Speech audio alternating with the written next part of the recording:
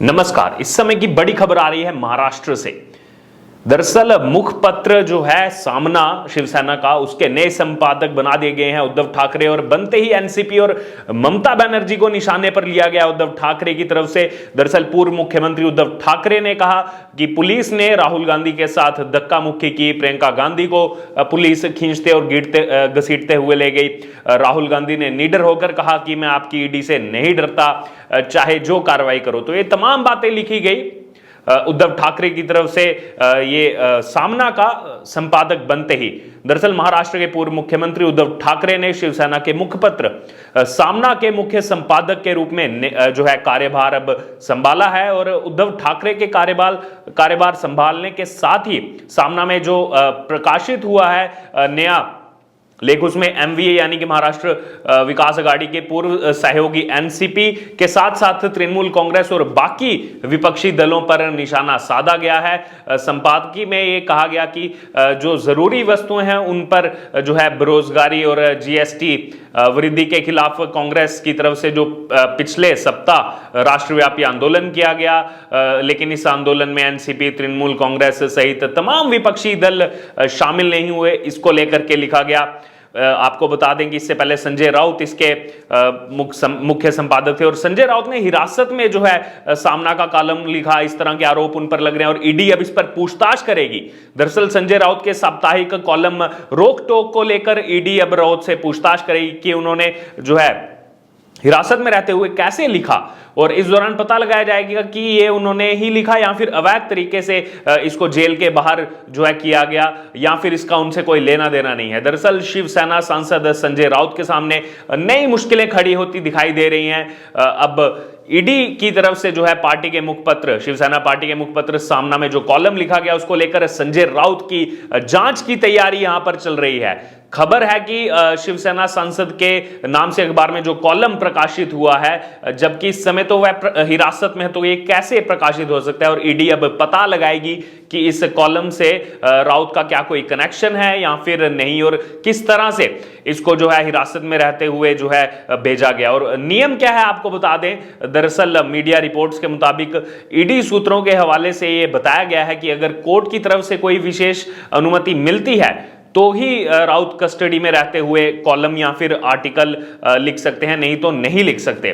साथ ही ये भी बताया गया कि उन्हें इस तरह की कोई अनुमति ही नहीं मिली तो उन्होंने किस तरह से कॉलम को लिखा, और लिखा क्या है आपको वो भी बता दें। संजय राउत ने क्या लिखा है इस कॉलम में जो उन पर आरोप लग रहे हैं। दरअसल कॉलम में महाराष्ट्र के राज्यपाल भगत सिंह कोश्यारी के बयान को लेकर सवाल उठाए गए हैं। अखबार के अनुसार महाराष्ट्र के स्वाभिमान से किसी ने खेल किया तो मराठी मानुस भड़क उठता है, ये इस तरह की बातें लिखी गई हैं। और ये आगे लिखा गया है कि ये इतिहास है कि श्री कोश्यारी ने अपने एक भाषण में क्या कहा, गुजराती और मारवाड़ी लोग मुंबई में हैं, इसलिए मुंबई को आर्थिक राजधानी का दर्जा प्राप्त है। गुजराती मारवाड़ी लोगों को बाहर निकाला गया तो मुंबई में पैसा नहीं बचेगा, ये तमाम बातें लिखी गई। और राज्यपाल का ये बयान बिना उद्देश्य के कैसे हो सकता है, ये बातें उस कॉलम में लिखी गई जिसको लेकर अब जांच होगी। और वहीं उद्धव ठाकरे ने जो ये अब नया पद संभाला है शिवसेना के मुखपत्र सामना के संपादक के तौर पर, तो उसमें उद्धव ठाकरे की तरफ से कहा गया है कि इस समय केंद्र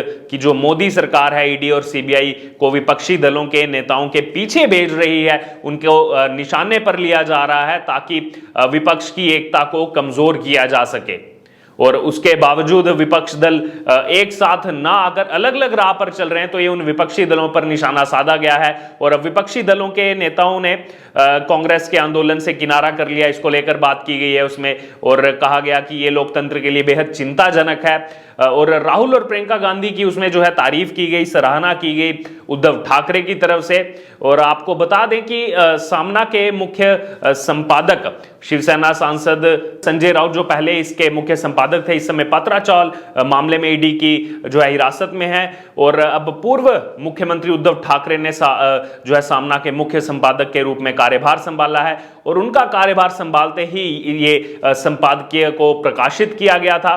और विरोध प्रदर्शन का इसमें जो है नेतृत्व करने के लिए कांग्रेस नेता राहुल गांधी और प्रियंका गांधी वाड्रा की सराहना की गई इसमें उद्धव ठाकरे की तरफ से, और यह कहा गया कि सरकार के खिलाफ सड़कों पर कांग्रेस उतरी, लेकिन तमाम विपक्षी दलों को उनका साथ देना चाहिए था, यह लोकतंत्र के लिए खतरा है। दरअसल संपादकीय में यह बोला गया कि भारतीय जनता पार्टी के नेतृत्व वाली सरकार के खिलाफ प्रदर्शन करने पर राहुल गांधी और प्रियंका गांधी वाड्रा को हिरासत में लिया गया क्योंकि उन्होंने महंगाई के मुद्दे को जोर शोर से उठाया था। और इसी तरह शिवसेना भी संजय राउत के खिलाफ ईडी की कार्रवाई के बाद आक्रामक थी। हालांकि अगर बात की जाए बाकी विपक्षीय दल के जो नेता हैं उनकी भूमिका को संदिग्ध बताया गया और यह बोला गया कि आजादी और लोकतंत्र के लिए चिंताजनक है। और संपादकीय में दोबारा से केंद्र सरकार पर निशाना साधा गया। यह बोला गया उद्धव ठाकरे की तरफ से कि ईडी का उपयोग करके जो महाराष्ट्र की सरकार थी उसको गिरा दिया गया, जिसमें खुद उद्धव ठाकरे मुख्यमंत्री थे, और कहा गया कि एक नई सरकार बनाई गई। इस तरीके के इस्तेमाल से महंगाई, बेरोजगारी जैसे ज्वलंत जो मुद्दे थे उन पर आवाज दबाने का काम किया गया, और जो लोग अपनी टांगों के बीच पूंछ पकड़कर बैठे हैं उन्हें इस बात का ध्यान रखना चाहिए। तो ये तमाम बातें लिखी गई, कहीं ना कहीं बौखलाहट साफ तौर पर इसमें दिखाई दे रही है। और टीएमसी सुप्रीमो ममता बनर्जी पर भी इसमें निशाना साधा गया।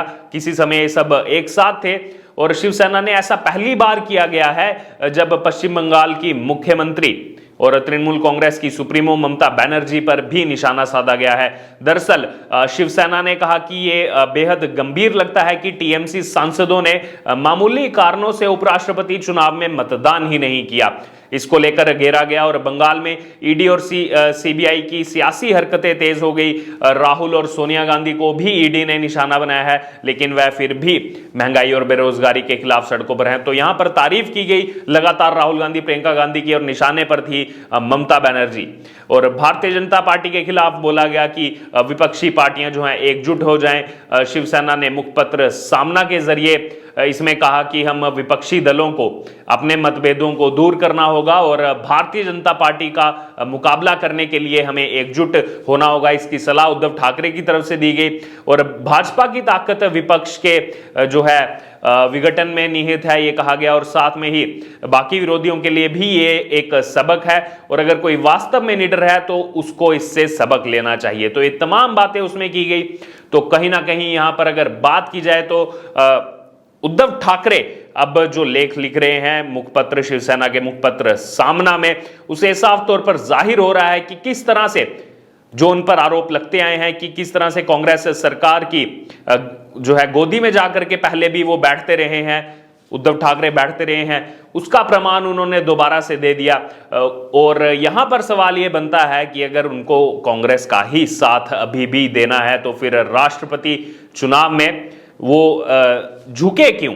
और अब यहां पर यह साफ तौर पर दिखाई दे रहा है कि उनके पास और कोई जो तमाम बड़े नेता हैं, शिवसेना के बड़े नेता हैं, वो उनके साथ अब नहीं बचे हैं। इसलिए खुद ही उन्हें यह पद लेना पड़ा, यह कार्यभार संभालना पड़ा, क्योंकि उनके साथ जो उनके बेहद करीबी थे संजय राउत, वो तो इस समय ईडी के शिकंजे में है, ईडी की हिरासत में है। और तमाम ऐसे बाकी लोग जो मुखपत्र सामना के मुख्य संपादक के तौर पर जिम्मेदारी ले सकते थे, ऐसा कोई चेहरा बाकी नहीं बचा कि उद्धव ठाकरे को खुद ये जिम्मेदारी लेनी पड़ी। और इसमें बीजेपी के साथ साथ तमाम विपक्षी दलों पर भी निशाना साधा गया। लेकिन अगर किसी की तारीफ की गई तो वो राहुल गांधी और प्रियंका गांधी की तारीफ की गई। तो यहां पर आपका क्या कहना है, आपकी क्या राय है? जो ये नियुक्ति अब खुद की उद्धव ठाकरे ने खुद की नियुक्ति की है मुखपत्र सामना के संपादक के रूप में, आज से कुछ महीने पहले महाराष्ट्र के मुख्यमंत्री थे, इतनी बड़ी जनता के जो है मुख्यमंत्री थे, उनकी जिम्मेदारी उनके कंधों पर थी। लेकिन समय ने ऐसी करवट ली कि ना तो साथ के सांसद उनके साथ दिखाई दे रहे हैं, ना ही विधायक उनके साथ दिखाई दे रहे हैं। और अब तो कार्यकर्ताओं का इतना अकाल पड़ता हुआ दिखाई दे रहा है उद्धव ठाकरे के साथ। कोई ईडी की कार्रवाई से इस समय हिरासत में है और कोई भी कार्यकर्ता उनके साथ नजर नहीं आ रहे। और यही एक मुख्य कारण है कि आज मुखपत्र सामना के मुख्य संपादक के तौर पर खुद ही उन्होंने इसका कार्यभार संभाला है। अब इस पर आपकी जो भी राय है आप हमारे साथ कमेंट बॉक्स में रख सकते हैं, और इससे जुड़े तमाम अपडेट के लिए आप बने रहिए हमारे साथ। धन्यवाद।